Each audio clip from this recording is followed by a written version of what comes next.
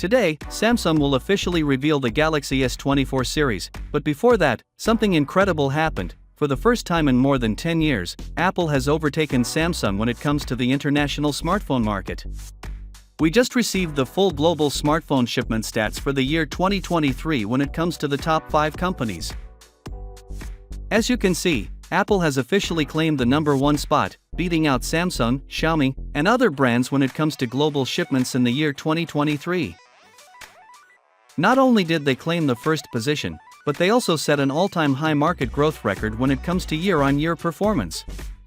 Their market share increased from 18.8% to 20.1%, while Samsung and the other major Android brands saw a loss. Samsung's market share decreased from 21.7% to 19.4%, confirming that it is no longer the world's largest smartphone brand when it comes to global shipping.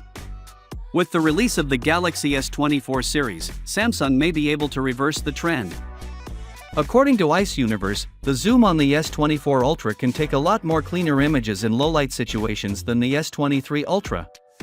This is great news because I can tell that the f4.9 aperture and 10-megapixel resolution of the S23 Ultra 10x lens struggle with noise in low-light scenarios, which is why the new 5x lens will provide quite a few improvements.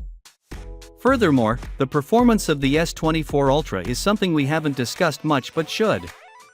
Last but not least, we have the full list of the pre-ordered gifts that Samsung is giving out with the Galaxy S24 series, and it is absolutely beautiful.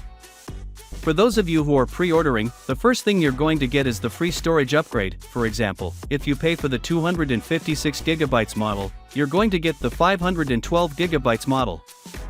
Finally, what are your thoughts about it?